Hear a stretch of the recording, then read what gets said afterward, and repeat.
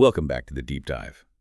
Today, we are undertaking something pretty ambitious, I think. Definitely. We're looking at a huge stack of sources, really diverse stuff. Yeah, everything from, ancient Greek mysteries, medieval martial arts manuals, Gnostic texts, even fairy tales. And the goal is to pull it all together, to synthesize it into one philosophical system. A unified system. And we've been calling it solar Gnosticism. Or the path of heroic transcendence, yeah. It's this radical dualistic view. Really centers on the soul needing to escape. Escape from what, though? That's the kicker. Exactly. The core idea, the hook here is, what if this world, our reality, isn't some divine masterpiece? Yeah. What if it's more like a cosmic prison, built by a lesser god, an ignorant one who thinks he's the real deal? Wow. Okay. That's a starting point. That's the foundation for everything we're about to explore. All right, let's unpack this then. Yeah. Starting with the prison itself. What does it look like according to these sources? So to really get the goal here, you first need to grasp this fundamental split, this dualism. Two opposing realities. Pretty much. On one side, there's the pleroma. Think of it as the true reality. Pure, divine light, perfection, truth. It's outside our physical universe completely. The place the soul originally comes from and wants to get back to. That's the idea. The spiritual home. And then there's this, our world. The flawed creation, everything we experience. Precisely, the entire material cosmos. In some frameworks, they call the lowest sphere Malkuth, the physical realm. And this, according to the Gnostics especially, is the work of the demiurge. The lesser god you mentioned. Right. He's powerful, sure, but crucially, he's described as blind, ignorant, operating from flawed principles. Why does he think he's the supreme god then? Because within his creation, he is the highest authority. He can't perceive the pleroma above him, so he mistakenly assumes he's it. The ultimate deity. It sounds less like pure evil and more like cosmic arrogance, or maybe just incompetence. It leans more towards error, yeah. A lack of true gnosis, true knowledge. There's that quote attributed to Valentinus, the Gnostic teacher. What does it say? Something like, the world came about through mistake. He says the creator wanted to make it immortal, imperishable, like the pleroma. But failed. He fell short, yeah. Because the material world, by its nature, decays. It changes. It's not eternal.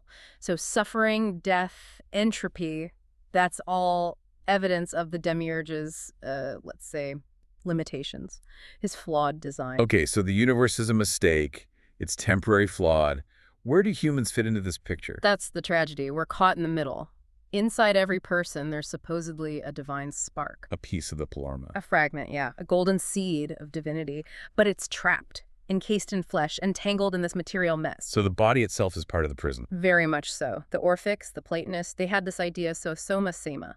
The body soma is a tomb, sema for the soul. Binding us to cycles of birth, death, suffering, karma. Exactly, these endless illusory cycles. Which means the goal isn't just being good or having faith in the usual sense. It's about achieving gnosis. Right.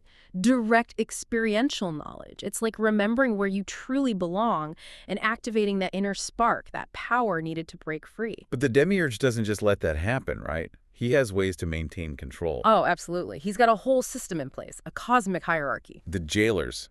You call them archons. Yeah, the archons. Think of them as cosmic administrators or rulers, often linked to the planets we see. And what do? Two main things. First, they maintain the illusion. They uphold the laws of physics, fate, time, the very fabric of this reality that makes us think this is all there is. Keep the prison looking real. Exactly. And second, they actively work to keep the divine spark suppressed, stop it from remembering its origin. They use everything from physical limits to psychological tricks to keep souls docile, trapped, unaware. So they manage the big stuff, the cosmic laws. But what about the more subtle controls? The things that keep us obedient on a day-to-day level?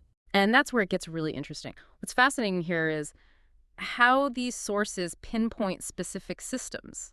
Systems that look spiritual, but are actually designed to bind the soul tighter to the demiurge's world. Traps disguised as paths to enlightenment. Pretty much. They call these the lunar systems because they're based on reflection, passivity, devotion to something external, rather than the active internal power of the sun, solar self-sovereignty. Okay, let's get into the big one first. The sources have a pretty strong critique of mainstream religion, right? Extremely strong. They essentially identify monotheism as the greatest illusion. The argument is that the major Abrahamic faiths, Judaism, Christianity, Islam, are the ultimate trick. How so dope. Because they present the demiurge, the flawed creator, as the one true, omnipotent God. His identity is basically hidden behind the label of the supreme being. That's a huge claim. How do they justify saying that God isn't the true source, the pleroma? What's the evidence in the faiths themselves? It's about the demands. The demiurge insists, I am the Lord thy God, thou shalt have no other gods before me. He demands obedience, fear, worship, adherence to dogma. Whereas the pleroma? The pleroma, the true source, just is. It doesn't demand submission. The demiurge's focus is always on his creation. Worship the creation, improve the creation, obey the laws of the creation. This keeps the soul looking outward, downward, locked into obedience instead of inward for that radical self-knowledge, that gnosis. So any system that tries to perfect this world instead of escaping it is playing the demiurge's game. Exactly. Which brings us to their critique of systems like Kabbalah and Freemasonry. How do they fit in? They're usually seen as esoteric paths away from mainstream dogma. But from the solar Gnostic view, they're still lunar. Take Kabbalah, Sephiro, the Tree of Life. It's seen not as a ladder to escape, but as the literal blueprint of the prison architecture. The structure of the cosmos. Right. The 10 emanations mapping how divine light descends into matter, ending in Malkuth, our world. So climbing that tree, you're just exploring the prison's layout, staying within the demiurge's defined boundaries. And that concept of tikkun olam, repairing the world. That becomes the ultimate act of collaboration with the jailer. Why would you reinforce the prison walls? Repairing the world from this perspective just strengthens the demiurgic matrix, prevents its collapse, keeps souls trapped by making the prison seem worthwhile. Okay, I see the logic there, however radical. And Freemasonry. Same logic applies. They're great architect of the universe. That's the demiurge in a Masonic apron. Huh.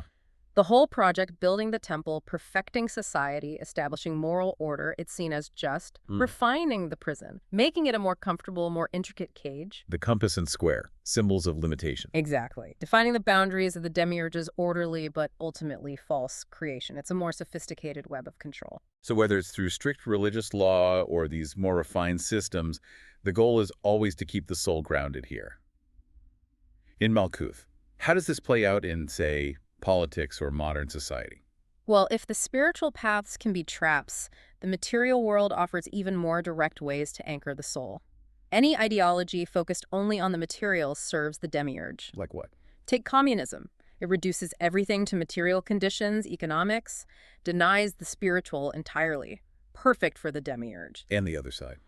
Well, modern democracy, as these sources see it, offers the illusion of choice, but it mostly just turns citizens into consumers, obsessed with rights, taxes, political drama. Distractions. Distractions that keep people from looking deeper, from pursuing transcendence. And now there's an even more modern threat identified in these texts. Technology. Oh, yeah. Transhumanism and technocracy. This is viewed as the ultimate dead end, the path of degeneration. Why? It promises immortality, enhancement. A false immortality. Through machines, data, algorithms. But the price is the soul, the divine spark. Trading your spiritual essence for the cold logic of algorithms, as one text puts it. And who's pushing this?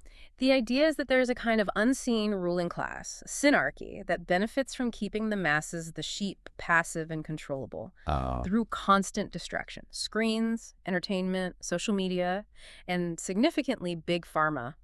Numbing people, stripping their will, their dignity, making them compliant cogs. That's grim. And the sources also mention sex, intimacy. How does that fit into the control system? It's about energy. The solar Gnostic path involves mastering internal energies.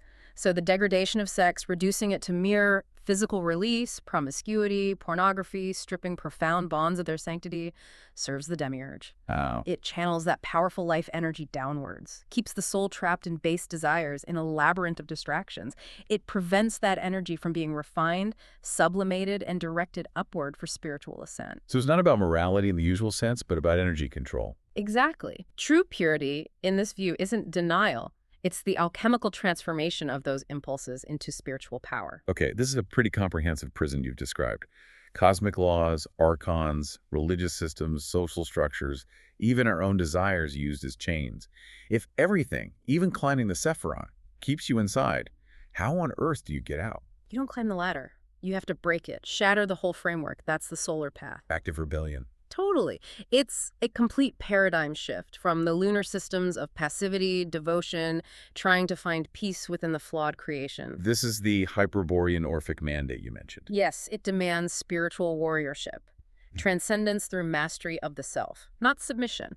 Think traditions like Mithraism, they emphasize self-sovereignty. So less praying for help, more taking action, spiritually. Absolutely. The path is defined by achieving certain internal goals, archetypal tasks for the solar hero. Which is Things like awakening the inner king, achieving that self-sovereignty, wielding the spear of destiny, which represents focused, divine will, mastering the Holy Grail, attaining divine wisdom, illumination, and crucially, taming that inner energy. taming the serpent of Kundalini, that primal life force.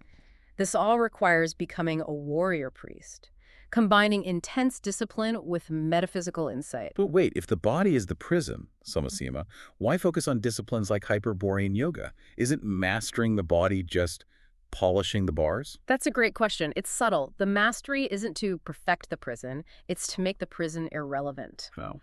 By controlling breath, impulse, the physical form itself, the warrior learns to transcend the body's limitations from within. It's about confronting and overcoming all the inner obstacles, ego, fear, conditioning that the demiurge's system imposed. You use the prison's tools to dismantle the hold the prison has on your soul. Okay, I get it. Using matter to overcome matter. And that energy, the Kundalini serpent, it's usually seen as dangerous, tempting in mainstream traditions. Wow. Because those are often lunar systems wanting obedience. In solar Gnosticism, the serpent is wisdom, power, ascent. The coiled Kundalini at the base of the spine is this huge potential. Waiting a rise. Exactly. Driven up through the chakras towards enlightenment. Look at folklore. Jack and the Beanstalk. The beanstalk is the spine. It's the axis mundi, yeah. Mirroring the Kundalini rising to the heavens, and Jack has to fight the giant up there, the ego, the false self, to get the spiritual treasures, the golden eggs of Gnosis. That maps surprisingly well. And you connected this inner combat to actual physical combat systems, like Fiore de Liberis Ebrazar. Absolutely. Fiore, back in the 14th century, didn't just teach grappling techniques, he framed it philosophically. How so? The embrace of combat, Ebrazar, he said, is the embrace of fate. In the messy chaos of a clinch, you have to find balance, discipline, control yourself. So the physical fight is a metaphor. A direct metaphor. Ah. Maintaining your center, using the opponent's force against them. These aren't just physical tactics. They teach you to master your own inner chaos, fear, impulses before you can handle the external opponent. It's conquering the demiurge's chaotic world by first conquering the prison of the self. This archetype, the solar warrior, must appear elsewhere too. In history or myth? Oh, definitely. Think of Alexander the Great. Conqueror. Seen symbolically as this warrior of light, his relentless drive to reach the ends of the earth mirrors the soul pushing through the material world, searching for Gnosis in this interpretation. But his empire didn't last. Exactly. It was a magnificent worldly construct, a golem of empire, but ultimately futile because it was within the demiurge's realm. It collapsed, which shows that even the greatest material achievements are temporary. The goal isn't ruling the prison, it's escaping it. And a female example, Joan of Arc. A perfect solar heroine. Her mission wasn't political in the normal sense. It was driven by inner vision, a metaphysical fight against the established material powers, the archonic forces, you could say. And her death by fire. Hugely symbolic. It's the alchemical fire, purifying, transforming. It connects the swastika symbol, not the Nazi corruption, but the ancient symbol of solar energy, cosmic rotation. It signifies that destruction of the ego, of the old forms, is necessary for spiritual rebirth and achieving true inner sovereignty. So if we tie all this together, the whole solar path, this struggle, it really boils down to facing and overcoming specific archetypal challenges, trials on the way back to the Claroma. Like levels in a game. Or stages of initiation. Exactly, like stages of initiation. And interestingly, you said some of the best roadmaps for these trials are found in fairy tales. Seems a bit simple compared to Gnostic texts or Mithraic rituals. It does seem counterintuitive, right? But yeah. If you read them with an esoteric eye and alchemical lens, they become incredibly profound. They map the soul's journey out of entanglement. What's the structure? They often follow the 3 classic stages of internal alchemy. Okay, walk me through that. Use an example. Maybe Cinderella. Perfect. Stage 1. Nigredo, the blackening dissolution, Cinderella stuck by the hearth, covered in soot and ashes, that's the soul, initially. Dissolving the false self, recognizing its lowly, trapped state in matter. Ashes are like the residue of burnt-out dead matter. Okay, that makes sense then. Stage 2, albedo, the whitening, purification. The fairy godmother appears, divine intervention, the awakened spark, and transforms her. This is the soul purifying its intent, its energy, getting ready. And the final stage. Juledo, the reddening, enlightenment. The ball gown, the coach, but especially the slipper. Golden or glass, it's fragile but perfect. It represents the achieved state spiritual gold, the illuminated unique essence of the liberated soul. Wow. Okay. And Sleeping Beauty. Classic archetype of the soul, just dormant, asleep in the thorny castle of the material world, surrounded by ignorance, waiting for the kiss, the touch of Gnosis, the solar will to awaken it. Rumpelstiltskin. Oh, that's pure Gnosticism. Spinning straw, worthless matter, into gold. Spiritual value. And the key, knowing his true name. Gnosis. Exactly. Knowing the true nature of the forces binding you, the archons, the demiurge gives you power over them. It breaks the contract, frees the soul from the debt to matter. So fairy tales are metaphorical maps. Mm-hmm. But the Mithraic tradition you mentioned, it sounds like it had a more literal structured ascent, confronting the planetary archons directly. Precisely. The 7 grades of Mithraic initiation, that's a step-by-step blueprint for the soul climbing out of the demiurge's system, moving through the planetary spheres. Each planet isn't just a place, it's a layer of control, a specific challenge to overcome. Okay, we need to break those down. Why each planet? What's the challenge at each stage? It starts with Corax, the raven, linked to Mercury.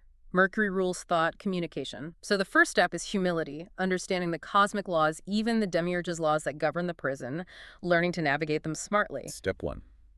Know the rules of the game. Nymphus, the bridegroom, linked to Venus. Venus is earthly love, desire. The challenge here is sublimation, turning base desire into spiritual aspiration, redirecting that energy. Okay, next. Miles, the soldier, linked to Mars, the warrior planet. This is about mastering battle, both inner and outer, courage, discipline, conquering fear and weakness. Makes sense for a warrior path. What's after Mars? Leo, the lion, linked to Jupiter. Jupiter is kingship, power in the world. So Leo is about achieving inner kingship, sovereignty over your own lower instincts, the animal nature that ties you to Malkuth. Becoming king of your own inner realm, then. Perseus, the Persian, linked to the moon. The moon governs cycles, tides, emotions, illusions, time. So this stage is about mastering those fluctuations, becoming less subject to emotional swings, cosmic cycles, the illusion of linear time. Getting control over time's effects. Almost there. 6th is Heliodromus, the sunrunner, linked to Sol, the sun itself. This is illumination. The initiate becomes a bearer of the true light, no longer fooled by the lesser lights or veils of the lower planets, starting to radiate that inner gnosis. And the final, 7th grade. The Pater. The Pater, the father, associated with the final gatekeeper, the big boss, Saturn. Xanern, Lord of Time. Exactly, Saturn or Kronos. He is the ultimate adversary in this system. He embodies the prison of matter, limitation, structure, death, and those endless cycles of reincarnation, karma. He represents the absolute boundary of the demiurge's creation. So, to reach the final grade, to overcome Saturn, is to overcome time itself, to break free from the entire temporal material cosmos. You mentioned an old story, Surveillon and the Dragon of Aether. How does that illustrate fighting Saturn? It's a perfect allegory. The dragon is Saturn's power manifest. It embodies time, death, entropy, the inevitable decay built into matter. Its breath is pure entropy. And Surveillon fights it? And he wins, but at great cost. He loses a hand and an eye in the battle, according to the tale. Symbolic sacrifices. Highly symbolic. He gives up the parts of himself that operate in the material world, in time. The hand that works manipulates matter. The eye that perceives physical reality, the illusion. Victory means sacrificing the parts bound to time and flesh. It signifies escaping the time-bound cosmos altogether.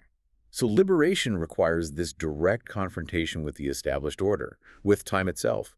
But what about the opposite of order? What about chaos? The stuff the demiurge tries to keep hidden or controlled. Now you're touching on the Qliphoth. This is a really paradoxical part of the path. The shells or husks. The dark side of the Sephiro in some traditions. Exactly. Usually seen as purely evil demonic realms. But in this solar Gnostic view, the Qliphoth are something else too. They're evidence of the demiurge's failure. How so? They represent the decay, the instability, the inherent flaws in his creation, the chaos he couldn't fully suppress. They prove his system is imperfect, isn't permanent. So if the demiurge's control relies on his flawed order, could the chaos of the Qliphoth actually be useful for escaping? Precisely. Paradoxically, they become potential gateways beyond the illusion. Tracks in the prison wall. Exactly, because they're points where the demiurge's control system breaks down, where his order fails. So the solar path might involve a deliberate descent, a catabasis, into that chaos. Oh, to what end? To find a way around the rigid, limited structure of the Sephirot. By navigating the chaos strategically, the warrior might find a backdoor out of the cosmos entirely, reaching the true pleroma that lies beyond the demiurge's predictable, orderly prison. It's the ultimate act of rebellion, not just climbing the approved ladder, but going through the cracks in the foundation to bring the whole thing down. #tag outro. Wow. Okay. Yeah. That has been quite a journey. We've pulled together threads from Gnosticism, Mithraism, martial arts, folklore, all painting this picture of solar Gnosticism. It's a huge synthesis, yeah.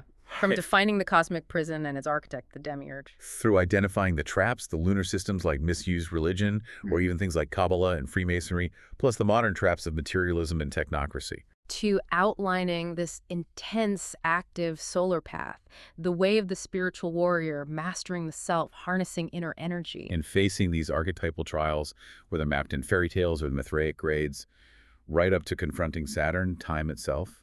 And the core lesson, the thing that ties it all together across all these disparate sources, it's that liberation isn't passive. It's not about waiting or just believing. It's an active fight. An active, you could almost say militant, rebellion against the whole cosmic setup, rejecting the false reflected light of the moon and igniting the inner fire of the sun, that gnosis that lets you shatter the illusion of time and matter. So what does this all mean for you listening right now? Well, if you take seriously this premise that the world we know is a kind of limitation, a time-bound reality governed by forces that want to keep you anchored here. Forces symbolized by Saturn.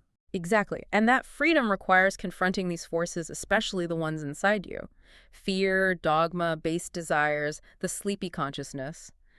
Then this framework offers a map, a demanding one, but a map nonetheless.